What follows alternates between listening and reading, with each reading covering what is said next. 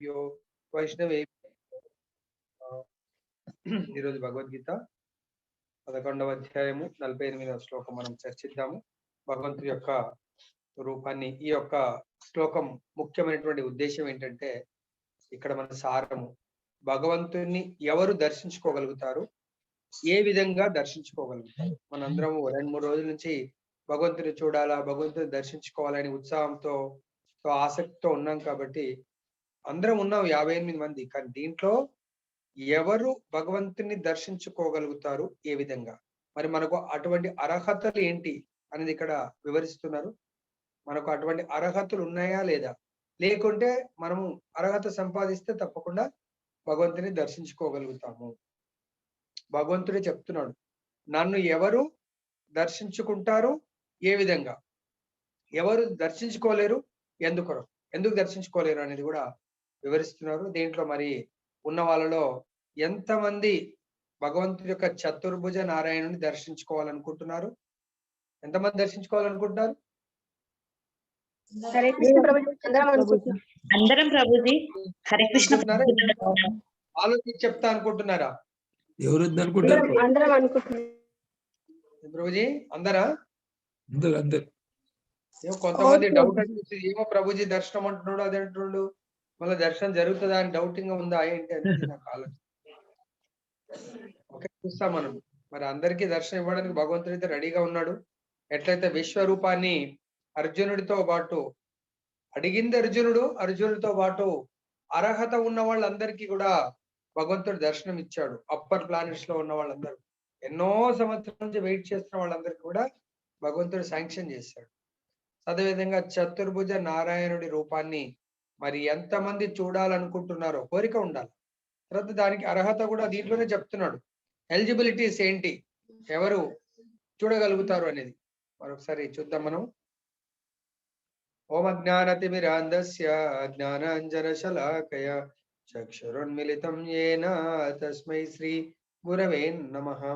నమో విష్ణుపాదాయ కృష్ణ ప్రేష్ఠాయ భూతలే శ్రీమతే భక్తి స్వరూప దామోదర స్వామినితి నామినే.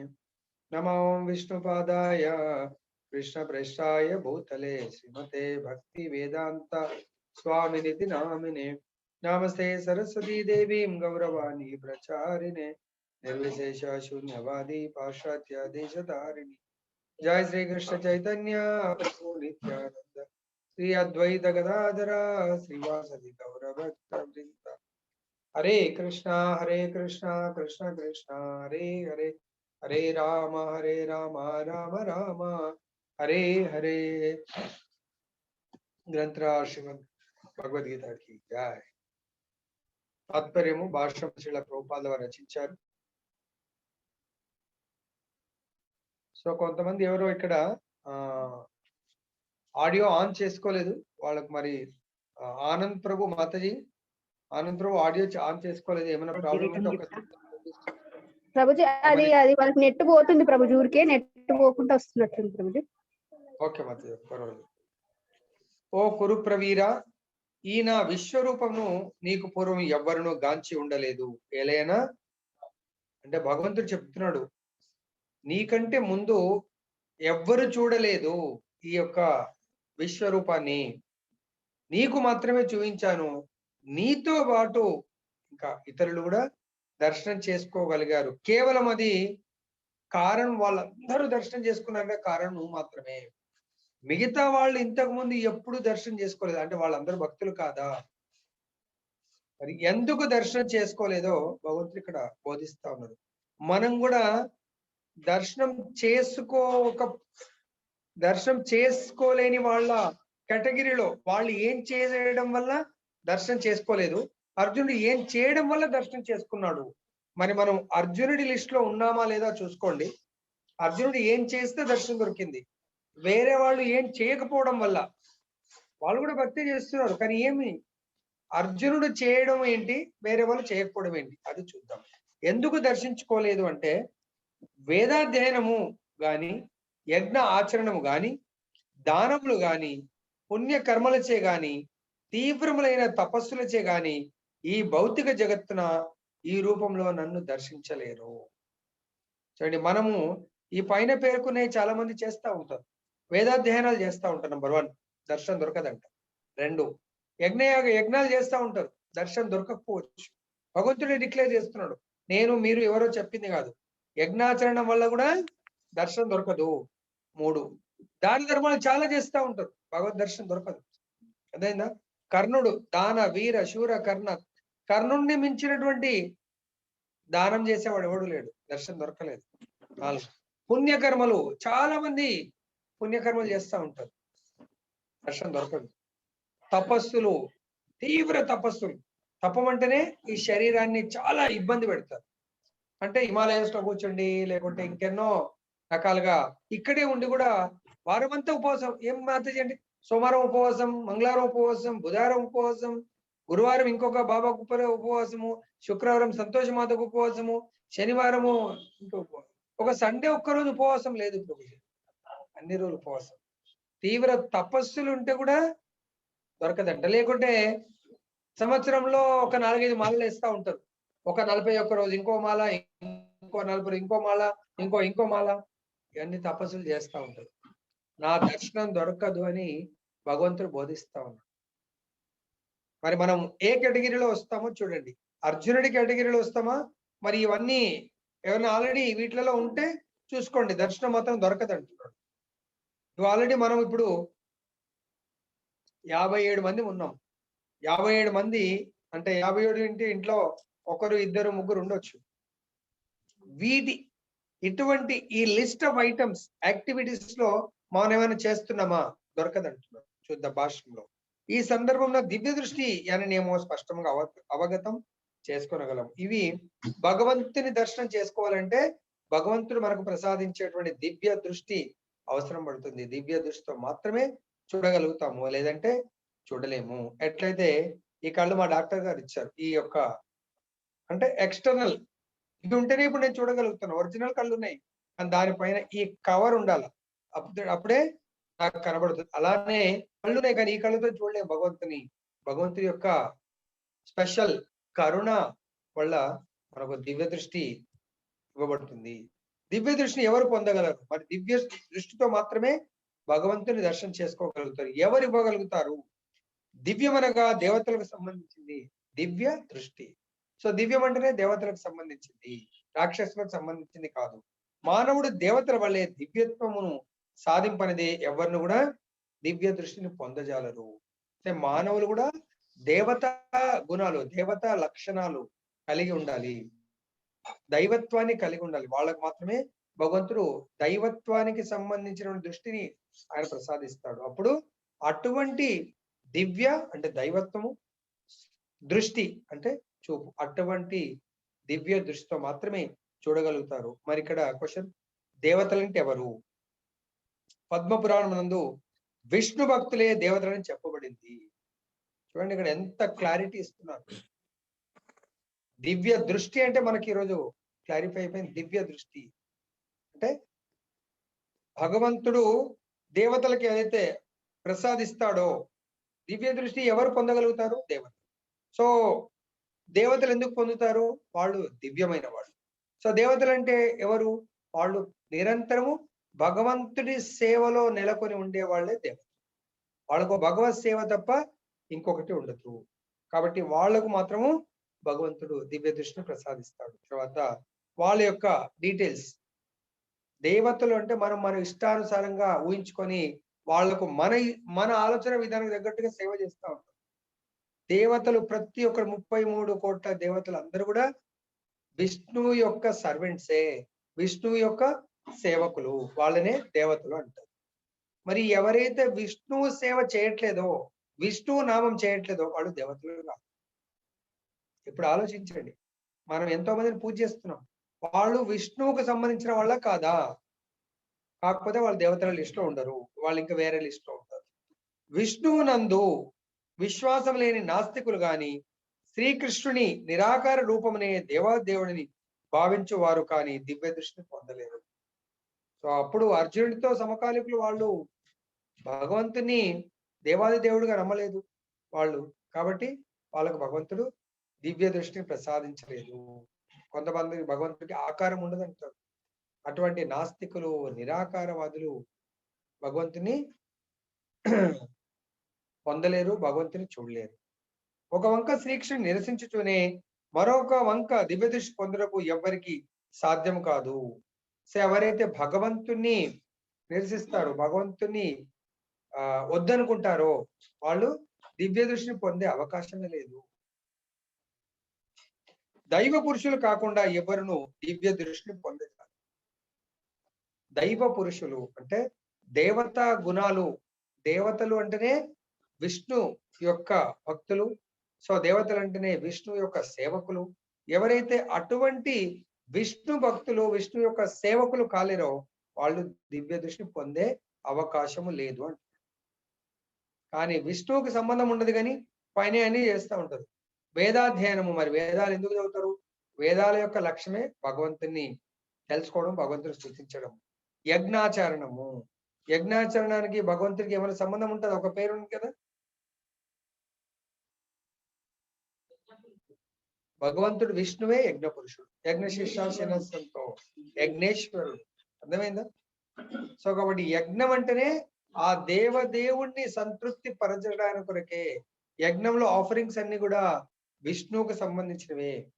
దానములు, మనకు దానం గురించి మనకు వచ్చినట్టుంది. కేవలం కృష్ణ చైతన్యానికి ఉపయోగపడేటువంటి దానమే మనకు ఫలితాన్ని ఇస్తుంది. అక్కడ కృష్ణ చైతన్యం కానటువంటి దానము మనం చాలా క్లారిటీ, చాలా డిస్కస్ చేసాం. అది దానం కింద కౌంట్ రాదు. భగవంతుడి యొక్క దేవత రూపము, దేవతల యొక్క క్వాలిటీ రాదు. ఎప్పుడైతే మనం దైవత్వం రాదో దివ్య దృష్టిని పొందలేరు. పుణ్యకర్మలు చాలా మందికి మానవ సేవయే మాధవ సేవ అని ఏదో పుణ్యకర్మలు చేస్తూ ఉంటారు. వాళ్ళకి సాయం, వీళ్ళకి సాయం, వీళ్ళకి సాయం. అటువంటి పుణ్యకర్మలతోని భగవంతుని పొందలేరు.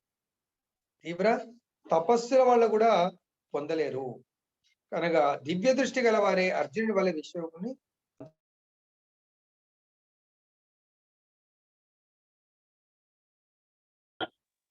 ప్రభుజీ మ్యూట్ అయింది ప్రభుజీ.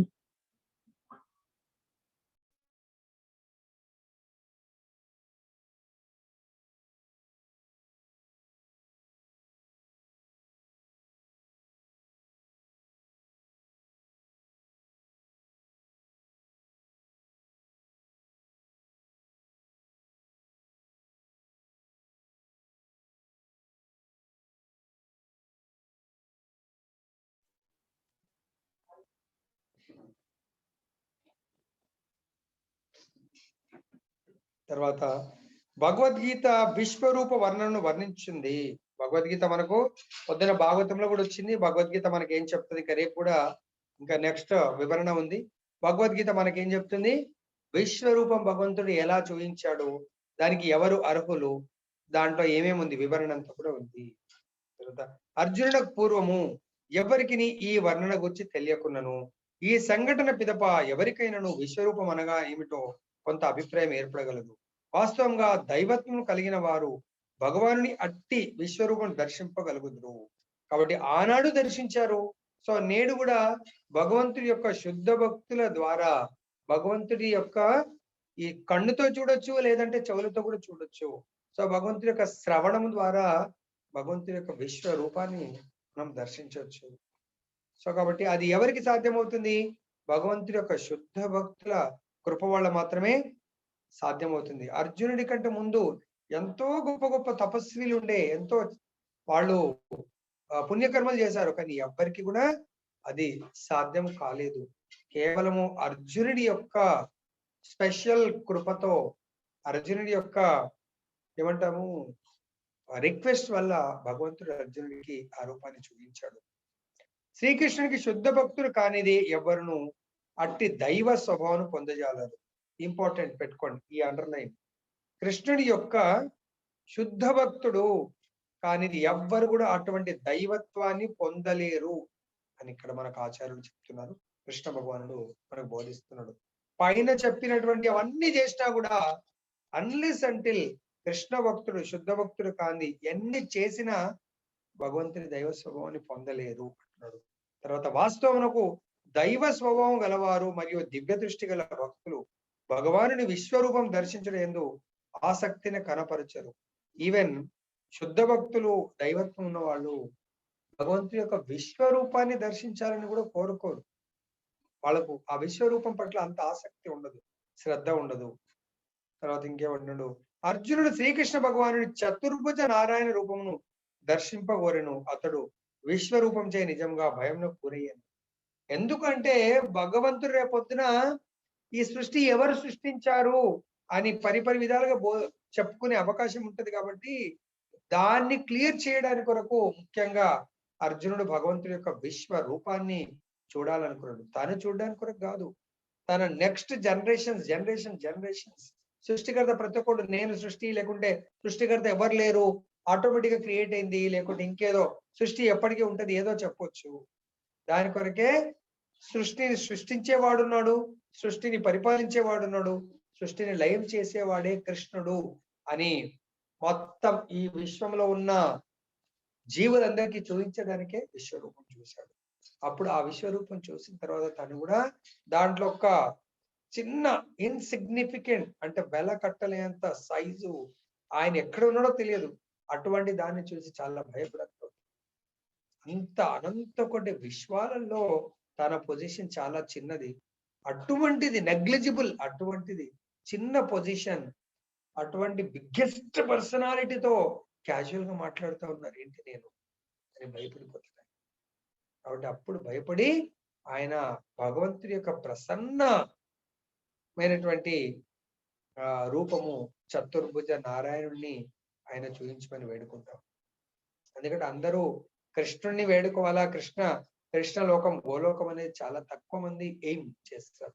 చాలా మంది చేసేది వైకుంఠము. కాబట్టి అటువంటి వైకుంఠనాథుని దర్శించాలని చెప్పేసి కోరుకున్నాడు. తర్వాత ఈ శ్లోకమున వేద యజ్ఞ అధ్యయనై వంటి కొన్ని ముఖ్యమైన పదములు గలవు. అవి వేద అధ్యయనమును యజ్ఞ నిర్వహణ విషయంలో సూచిస్తున్నాయి. వేద యజ్ఞాధ్యయనై అంటే వేదాధ్యయనము, తర్వాత యజ్ఞ నిర్వహణ, రెండింటిని రెండు పదాల కాంబినేషన్ అన్నట్టు ఈ రెండింటిని సూచిస్తుంది అని బోధిస్తున్నారు. దాని మళ్ళీ వివరణ ఇస్తున్నారు. వేద అను పదము 4 వేదములు అనగా ఋక్, యజుర్, సామ, అథర్వ వేదములు. 4 వేదాలని అధ్యయనం చేయడం అనేది మనకి ఇక్కడ సూచిస్తా ఉన్నారు. తర్వాత వేదాధ్యయనంతో పాటు అష్టాదశ పురాణములు, ఉపనిషత్తుల్లో ఒక ఉపనిషత్ ఈశోపనిషత్ మనం కంప్లీట్ చేసుకున్నాము. అష్టాదశ పురాణములు అంటే భాగవత మహాపురాణాన్ని మనం ఆల్రెడీ నిత్యము నిరంతరము మార్నింగ్ పూట మనం అందరం కూడా కీర్తనము శ్రవణం చేస్తున్నాము. మరియు వేదాంత సూత్రములు వంటి వివిధ వైదిక గ్రంథములు సూచిస్తున్నాయి. వేద అధ్యయనం అంటే ఇవన్నీ కూడా శాస్త్రాల అధ్యయనము. దీంట్లో ముఖ్యమైనటువంటి ఉపనిషత్తుల సారము గీతోపనిషత్తు మనం చర్చిస్తున్నాము. తర్వాత పురాణాలన్నింటి యొక్క సారము భాగవత మహాపురాణాన్ని నిరంతరం మనం పొద్దునపూట అది శ్రవణం కీర్తనం చేస్తా ఉన్నాము. వాటిని గృహమునందు కానీ ఇతర ప్రదేశములందు కానీ మానవుడు అధ్యయనం చేయవచ్చు. చూడండి, మనం కొన్నిసార్లు ఇంట్లో లేని ప్రభుజీ బయట ఉన్న ప్రభు అంటారు. ఇక్కడ ఏమంటున్నాడు, ఇంట్లోనే చదవచ్చు, బయట చదవచ్చు. సో అప్పుడప్పుడు నేను మొన్న కూడా చెప్పాను, ప్రభుజీ ఆన్ ది వేలో ఉండి కూడా మనం ప్రవచనం ఇవ్వడం జరిగింది కొన్ని సందర్భాల్లో. సో ఏమన్నా మనం అనుకోవచ్చారే అట్లెట ప్రభుజీ మీరు ఎక్కడో కూర్చుండి భాగవతం క్లాస్ ఇస్తారా? ఇక్కడ ఏమంటాడు, ఇంట్లో అన్నా భాగవతం ఈ యొక్క వేదాధ్యయనం చేయొచ్చు, తర్వాత ఇతర ప్రదేశాలందు కానీ మానవుడు అధ్యయనం చేయొచ్చు అంటున్నాడు. ఏం తప్పులేదు కదా. మీరు ఇప్పుడు ఆంధ్రవే వెళ్తున్నారు, కారులో, బస్సులో, వినడానికి తప్పులేదు. ఎక్కడో కూర్చున్నారు, ఏదో పార్కులో ఎక్కడో వెళ్ళిండ్రు, కాలేజ్ వెళ్ళిండ్రు, కూర్చున్నారు. సో ఒక్కసారి అనుకోకుండా మా టెలిఫోన్ ఎక్స్చేంజ్ లో కూడా కూర్చుని క్లాస్ చెప్పే అవకాశం వచ్చింది. ఇక్కడ ఏమంటున్నాడు, ఏమన్నా పలానా దగ్గరనే కూర్చోవాలన్నాడా? ఏమనలేదు. ఇతర ప్రదేశంలో ఎక్కడన్నా కూర్చోండి మీరు. కాబట్టి కూర్చుండి భగవంతుడి యొక్క వేదాలను అధ్యయనం చేయొచ్చు, శ్రవణం చేయొచ్చు అని మనకు బోధిస్తా ఉన్నారు. తప్పు ఏం లేదు. జనరల్ గా పొద్దునపూట మా భార్గవ ప్రభు కారు నడిపిస్తూ సో ఆన్ ది వేలో క్లాస్ వింటా ఉంటాడు. So there is no wrong.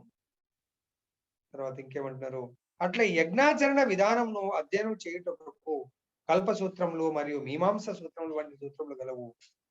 So ఈ యజ్ఞాలను చేయడానికి కొరకు దాని ఎక్స్పర్ట్స్, దాని యొక్క సిస్టమ్స్, దాని యొక్క రూల్స్ రెగ్యులేషన్స్ ఉంటాయి కాబట్టి దాంట్లో ముఖ్యంగా కల్ప సూత్రాలు, మీమాంస సూత్రాలు వాటిని కూడా వాళ్ళు పాటిస్తూ యజ్ఞాచరణ చేయాలి. కానీ నేటి సమాజంలో ఇంత డెప్త్ గా ఎవరు పాటించే వాళ్ళు లేరు, దాని ప్రకారం చేసేవాళ్ళు లేరు.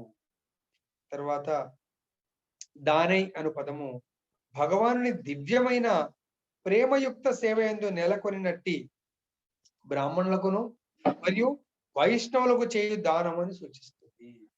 ఇది మొన్న కూడా వచ్చింది. ఈరోజు భగవంతుడు మనకు దాన్ని శాస్త్ర పరంగా క్లారిఫై చేస్తున్నాడు. మొన్న దానం గురించి ఏదో వచ్చినప్పుడు చాలా చర్చించాము. వచ్చింది అప్పుడు దానం గురించి.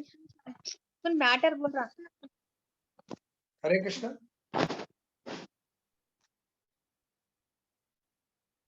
దానం ఎవరికి చేయాలా ఏంటి ఏదో మనకు వచ్చింది అనుకుంటున్నాను. సో కాబట్టి దానం గురించి ఇప్పుడు ఇక్కడ మనకు శాస్త్రోక్తంగా మనకు 11వ అధ్యాయం 48వ శ్లోకంలో చెప్తున్నారు. కేవలము కృష్ణ చైతన్యంలో మనము ఎవరైతే దివ్యమైన ప్రేమయుక్త సేవ యందు నెలకొని ఉంటారో అటువంటి బ్రాహ్మణులకు, అటువంటి వైష్ణవులకు మాత్రమే దానం చేస్తే దాన్ని దానము అంటారు. సో జాగ్రత్తగా ఉండండి. ఎవరికంటే వాళ్ళకు మన దగ్గర డబ్బు ఉన్నది కదా అని దానం చేస్తూ ఉంటారు. మన దగ్గర ఏదో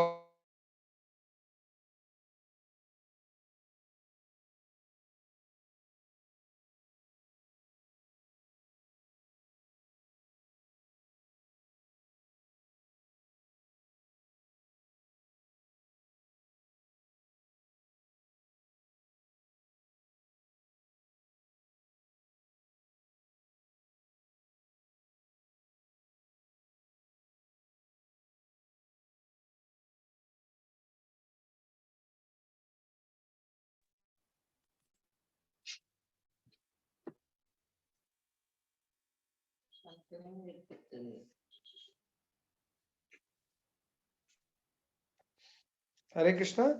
కాబట్టి మనకు దానం అనేది సో భగవంతుడు మనకు వివరిస్తున్నారు. అలాంటి దానం వల్ల నా దర్శనం చేసుకోలేదు. ఏ దానం వల్ల? దానము అంటే కేవలం మనము కృష్ణ చైతన్యంలో దివ్యమైన ప్రేమయుక్త సేవ చేసేటువంటి బ్రాహ్మణులు, వైష్ణవులు. మన వైష్ణవులు అంటే ఏదో అనుకున్నారు. ఆ వైష్ణవులు కూడా భగవంతుడి యొక్క నిరంతరము సేవలో నెలకొని ఉండేటువంటి వాళ్ళకు మాత్రమే దానం చేయండి అంటారు. ఇంతకుముందు మనము ఇది వినక ముందు చాలా మందికి మనం ఏదో దానం చేస్తాం. మనందరం కూడా మొన్న బృందావన్ యాత్రకు వెళ్ళాం. అక్కడ ప్యూర్లీ శుద్ధ భక్తులకు మాత్రమే మనందరం కలిసి దానం చేసి వచ్చాము. అక్కడ 25 టెంపుల్స్ లో దానం చేశాము. అక్కడ ఉండే సాధువులందరికీ, అక్కడ ఉండే బాబాజీలందరికీ కూడా ఎంతో మందికి మనము అన్నదానం చేయడం జరిగింది. ఇప్పుడు అర్థమవుతుందా? మొన్న మీరు అందరు కూడా ఎంతో కొంత ఎవరికి తోచింది వాళ్ళు ఇవ్వడం జరిగింది. సో మీరు ఆ దానం చేసి శాస్త్రోక్తంగా చేసినట్టే అయిందా? ఏదో ప్రభుజీ అడుగుతున్నాడు, ఇక ఇవ్వాల తప్పదు కదా గురువు గారు, ఇవ్వకపోతే బాగుండదేమో, నా పేరు మళ్ళీ ఏమంటారు మన గ్రూప్ లో కనబడకపోతే అందరికి ఆడ్ మ్యాన్ అవుట్ లాగా ఉంటది కదా, ఎప్పుడు అడగ ఇదేగా ఆయనకు ఒక ఫీజు లాగా అనుకుందాము, తప్పదు కదా, ఫ్రీగానే చెప్తున్నాడు కదా, అడుగుతున్నాడు ఇచ్చేస్తాం, అంతేనా? సంవత్సరానికి నెలకు 500 అన్నా కూడా సంవత్సరానికి 6000 అవుతుంది. ఆయన ఎంతో మీ ఇష్టం, రూపాయి ఇవ్వండి 100 ఇవ్వండి అన్నాడు కాబట్టి ఎంతో కొంత ఇస్తే అదే ఫీజు అనుకొని మనం లోపల ఫీజు అనుకుందాం, ఇచ్చేస్తాం, అంతేనా ప్రభుజీ మాతాజీస్?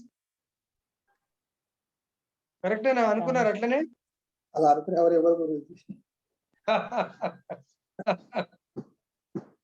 ప్రభుజీ బృందావనికి వెళ్ళడానికి వరకు మనం చాలా మందిని డొనేషన్ ఇచ్చాము. కానీ ఎవరైతే డొనేషన్ ఇచ్చారో దీని ప్రకారం వాళ్ళందరూ అదృష్టవంతులే.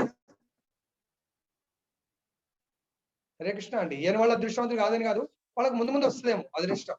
కానీ ఎవరైతే ఇచ్చారో ఈ శ్లోకము శాస్త్ర ప్రకారము మనకి ఎంతో కొంత లాభం జరిగిందంటారా? చాలా అదృష్టవంతులు ప్రభుజీ.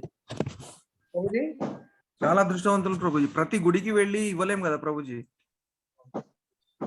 దానికంటే ముందు దాదాపు 2-3 క్లాసులల్లో ఒక 4-5 రోజులు చెప్పి ఉంటాను నేను, ప్రభుజీ తప్పకుండా ఇవ్వండి, చాలా మంచిది మీకు, ఏదో సందర్భంలో వస్తుంది మీకు. ఈ రోజు మనకు మా అంటే 1 month అయ్యిండొచ్చు. 1 month లోపల మనకు భగవంతుడు ఎటువంటి దానం చేయాలి, మరి మనందరము చాలా శాస్త్ర ప్రకారము భగవంతుడి మాట విన్న వాళ్ళమైనమా? చూడు, ఆలోచించారు.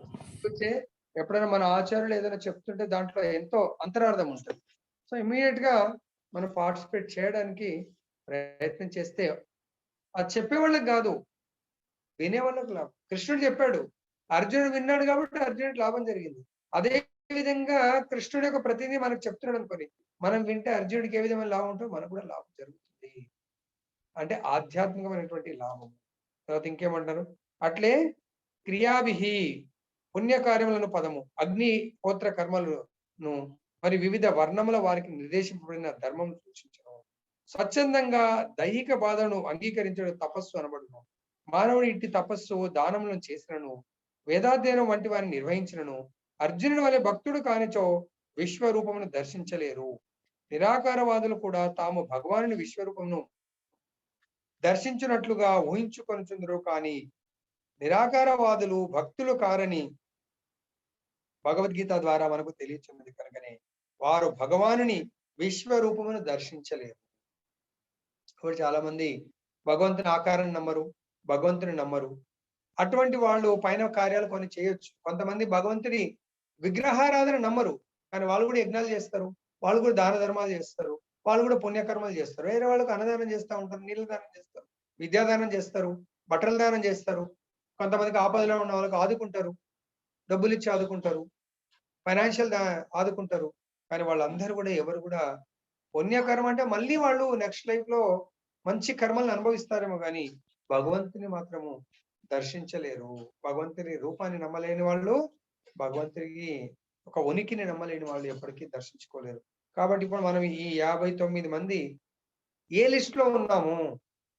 భగవంతుడి యొక్క భక్తుల లిస్ట్ లో ఉన్నామా అంటే భగవంతుడి సాకార రూపము, భగవంతుడికి పైన వివరించినట్టుగా మనం భక్తియుక్త సేవ, అర్జునుడు ఇంకా శుద్ధ భక్తులు మన యొక్క ఆచార్యులు ఏదైతే చేశారో ఆ లైన్ లో ఉన్నామా, లేదంటే పైన మనకు వివరించినటువంటి 5-6 విషయాలని వేదాధ్యయనం, నిరంతరం అధ్యయనం. మేము కూడా పారాయణం చేస్తామండి, భగవద్గీత క్లాసుకు రండి వినండి అంటే, లేదంటే మేము అదే టైంలో రోజు పారాయణం చేస్తాము, వేదాధ్యయనం చేస్తాము, పురాణాలు చదువుతాము, చూడండి లాభం లేదంటున్నాడు. తర్వాత యజ్ఞాలు చేస్తూ ఉంటారు, భగవంతుని నమ్మరు, యజ్ఞాలు చేస్తూ ఉంటారు. భగవంతుని నమ్మరు, సత్యనారాయణ కథలు చేస్తూ ఉంటారు. భగవంతుని నమ్మరు, ఏదో దాన ధర్మం చేస్తూ ఉంటారు, ఓల్డ్ ఏజ్ ఆశ్రమాలకు వెళ్ళి, అనాథ శరణాలకు వెళ్ళి దానం చేస్తూ ఉంటారు. సో కాబట్టి పుణ్యకర్మలు చేస్తూ ఉంటారు, తీవ్ర తపస్సులు. కొంతమంది మేము కూడా చాలా గంటలు, మీకు తెలియదండి, మీరు పొద్దున క్లాసుకి రమ్మంటారు, నేను పూజనే 4 గంటలు చేస్తాను. ఏం చేస్తారండి అంటే ఇక వాళ్ళు అవన్నీ ఏదో చెప్తా ఉంటారు, కానీ ఒక్క రౌండ్ 10 నిమిషాలు జపం చేయమంటే టైం ఉండదు. సో ఒక్క గంట సేపు కథ వినండి అంటే వినలేరు. కానీ వాళ్ళు వాళ్ళకు తోచిన విధంగా చేస్తూ పోతుంటారు, దానివల్ల భగవంతుని దర్శించుకోలేరు అంటున్నారు.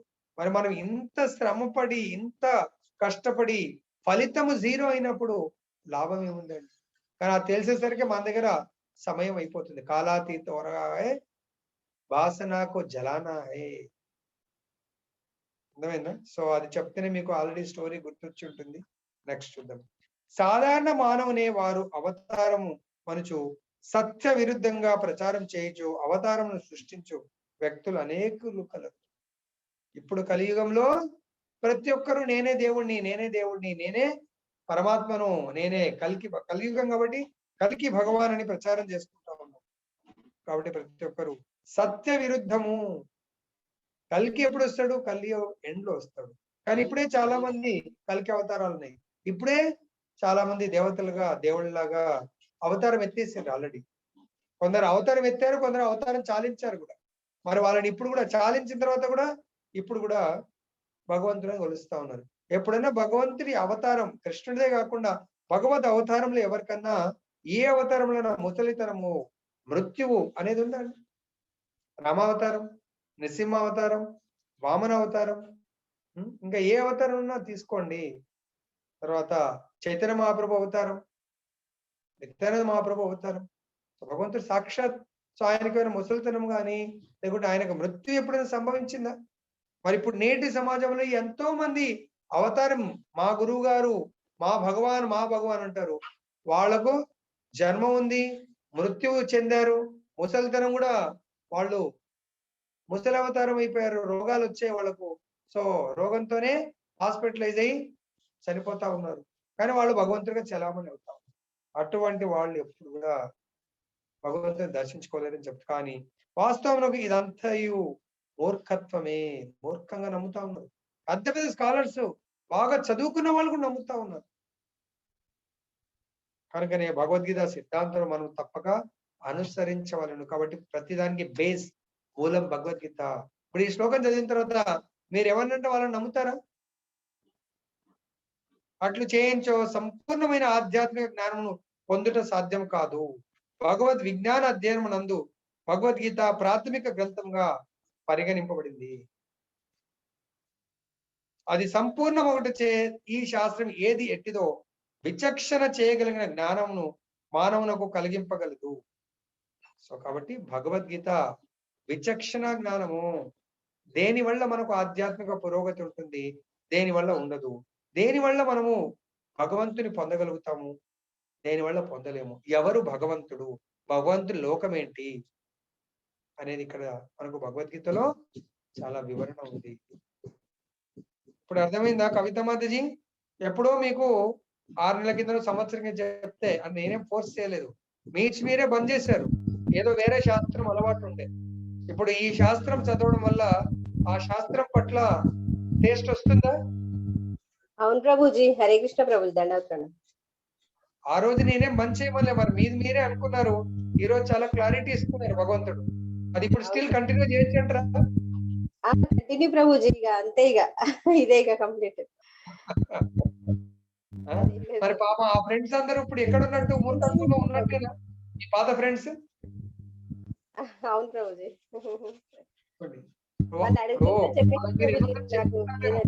ఒకసారి క్లాస్ కి రండి అని. లేదండి మన పారాయణం అదే సమయంలో ఉంటది, మీరు ఒక్కరోజు అక్కడ డుమ్మ కొట్టి కావండి మన పారాయణం చేయండి, ఏమైతుందండి? అట్లా మీరు మొత్తం మానేస్తే ఎట్లా? అది కూడా చేయండి పారాయణం, ఇది కూడా చేయండి పారాయణం, ఏదైనా ఒకటి అన్ని ఒకటి, అంతేనా? ఇంకా మా సిస్టర్స్ కూడా వాళ్ళు చేస్తున్నారు ప్రభుజీ. అంటే వినలేదు, జపం చేస్తారు కంప్లీట్ గా. అయినా అది పారాయణం కూడా చేసుకుంటున్నారు. అదే చెప్పిన వాళ్ళు విన్నారు కూడా, అయినా కానీ ఇంకా వాళ్ళు ఇళ్ళకి రాలేదు. అంటే నాలా ఇప్పుడు రెగ్యులర్ గా వింటుంది కదా ప్రభుజీ. నేను ఇప్పుడు సెకండ్ టైం వింటున్నా ఇప్పుడు ఇది మళ్ళీ భగవద్గీత. అవును sir. First time second time కాకపోతే మీ మాటలు అన్ని ఎన్ని ఏదైతే ఎక్కాలో అది అంతవరకు ఎక్కించుకున్నాం ప్రభుజీ నేనైతే ఇప్పటి వరకు. సో కాబట్టి ఇప్పుడు మనకు ఇంకా కొంచెం డెప్త్ అండర్స్టాండింగ్, అంటే డీపర్ అండర్స్టాండింగ్ వస్తుంది అనుకుంటున్నాను రెండోసారి వినడం వల్ల. అవును ప్రభుజీ. అవును అవును సార్. ఫస్ట్ టైం విన్నప్పుడు ఇంత క్లారిటీ, అంటే కొంచెం అప్పుడప్పుడే కాబట్టి అంత మనకు అవగాహన డీప్ గా వెళ్ళలేదు అనుకుంటున్నాను కదా. ఎన్నిసార్లు విన్నా కూడా ఫస్ట్ టైం లోనే ఇది అయిపోయినా ప్రభుజీ నేనైతే అది వెంటనే మానేసిన.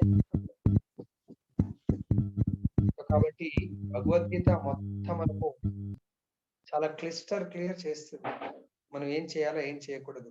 మిథ్యా అవసరములను అనుసరించి వారు కూడా తాము భగవానుని దివ్య అవతారములైన విశ్వరూపం దర్శించమని చెప్పినను అది ఎన్నటికి ఆమోదయోగ్యం కాదు. ఎందుకనగా శ్రీకృష్ణ భగవానునికి భక్తులు కానిదే ఎవ్వరును దేవాది దేవుని ఆ విశ్వరూపం దర్శింపజాలని ఇక్కడ స్పష్టంగా చెప్పబడింది. క్లియర్ చేస్తూ బళ్ళ గుద్ది చెప్పేస్తున్నారు.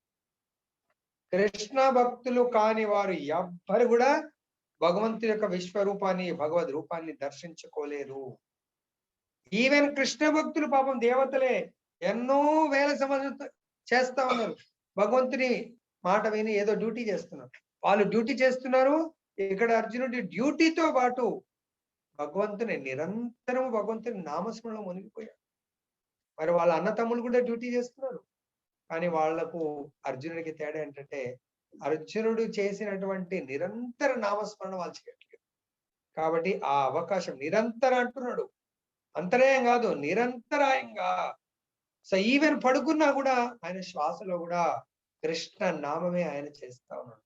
కాబట్టి ఆ యొక్క తపస్సుకు అర్జునుడు చేసినటువంటి ఘోరమైనటువంటి, ప్రభుజీ ఎక్కడ తపస్సు చేశాడు ప్రభు? హిమాలయాస్ వెళ్ళలే కదా, గృహస్థాశ్రమంలో ఉంటూ కేవలము కృష్ణుడి కొరకు జీవిస్తున్నాడు.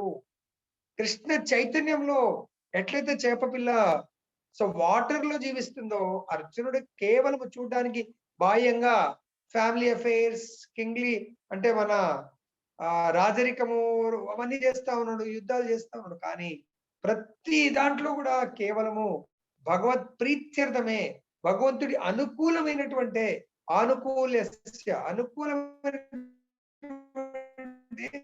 కర్మనే భగవంతుడికి కొరకు చేస్తా ఉన్నాడు. కర్మాప్యేకం తస్య దేవస్య సేవ. కేవలము భగవంతుడి కొరకే కర్మ చేస్తా ఉన్నాడు, తన కొరకు తన ఫ్యామిలీ కొరకు ఆయన కర్మ చేయట్లేదు. కాబట్టి అర్జునుడు అందరిలోకెల్లా చాలా ప్రీతిపాత్రుడైనటువంటి భక్తుడిగా కృష్ణుడిగా మారాడు. అందు గురించే అర్జునుడు కోరంగానే విశ్వరూపాన్ని చూపించాడు. మనందరం కూడా అర్జునుని మన ఆదర్శమైనటువంటి గురువుగా, ఆదర్శవంతమైనటువంటి భక్తుడిగా మనం మన మన హృదయంలో చిరస్థాయిగా నిలుపుకొని అర్జునుని అనుసరించాలి. అర్జునుడి యొక్క ఆదేశాలను పాటించడానికి ప్రయత్నం చేయాలి మనము. సో అప్పుడు ఏమవుతుంది, అప్పుడు వారు తాము దర్శించిన అట్టి విశ్వరూపం చూపగలుగుదరని ప్రకటింపవచ్చును. కృష్ణ భక్తులు ఎన్నడూను అసత్య అవతారమును గాని అసత్య అవతారమును అనుచరును గాని అంగీకరింపజాలరు. ఇది చాలా ముఖ్యమైన పాయింట్. మనం కూడా చూడండి, చాలా సెంటిమెంట్ల వాళ్ళని అనుసరిస్తూ ఉంటాం. ఇందాక మా కవిత మాత చెప్పినట్టుగా వాళ్ళు అప్పుడు పిలుస్తూ ఉంటారు, లేకుంటే వాళ్ళు ఇంకా జపం చేస్తున్నారు, ఇంకా వాళ్ళని అనుసరిస్తున్నారు. 2 పాయింట్స్ ఇక్కడ క్లియర్ చేస్తారు కృష్ణుడు.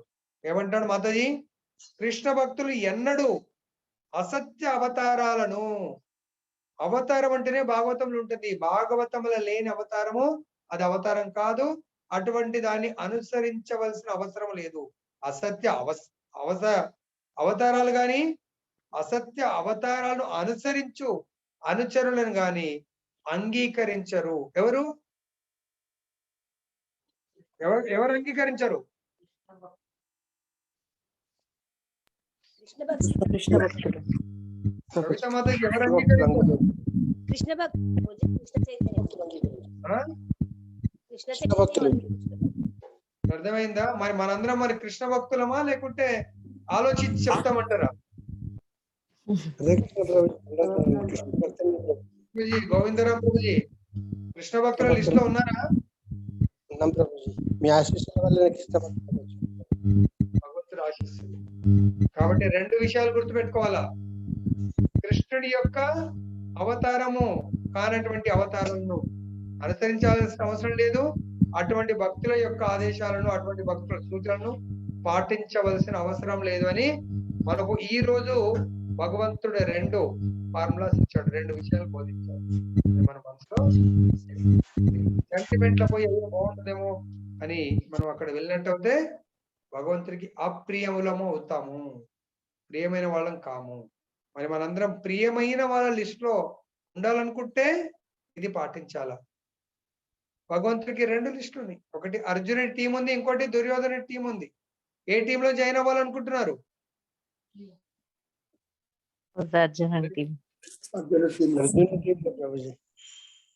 అర్జున టీమ్ లో జాయిన్ అవ్వాలంటే అర్థమైంది కదా ఏం చేయాలనేది. మళ్ళొకసారి చదువుకోండి, ఏం చేయాలా ఏం చేయకూడదు, అర్థమైందా? ఇది కంప్యూటరైజ్డ్ ఆటోమేటిక్ గా. ఎప్పుడైతే అవి పాటించలేరో ఆటోమేటిక్ గా మన పోస్టింగ్ తీసుకొచ్చి అక్కడ వస్తుంది. మనం బలవంతంగా మనం వెళ్ళినా వెళ్ళకున్నా మీరు చేసే గుణ కర్మలను బట్టి అక్కడికి ఆటోమేటిక్ గా వెళ్ళిపోతాము. మొన్ననే ఒకటి పేపర్లో చదివాను నేను, నిజంగా జరిగిందంట. అంటే గుణ కర్మలు అంటే కొంతమంది నమ్మరు. ఒక అమ్మాయి రాజస్థాన్ లో అంట, నేను మన గ్రూప్ లో కూడా పెట్టినా, మీరు అందరు చదివారో లేరు. ఒక చిన్న అమ్మాయి 4 సంవత్సరాల అమ్మాయి. అంటే కొంతమంది నమ్మరు కదా ప్రీవియస్ జర్మనీ, అది నిజంగా ఈ రోజు లైవ్ అది, అర్థమైందా? ఆ అమ్మాయి 3 సంవత్సరాలు అప్పటి నుంచే మెమరీ ఉంది కొంత. మొన్న కూడా అన్నట్టున్నా కదా, ఇన్నర్ మెమరీలో స్టోర్ అవుతుంది. నిన్న కూడా చెప్పాను, మనం బైహార్ట్ గురించి ఏదో అన్నాం. అరే ఈరోజు శ్లోకం కూడా చదివించాలి కదా, ఇంతటితో మనం ముగిద్దాము. సో ఈరోజు 3వ శ్లోకమా శర్మ ప్రభుజీ?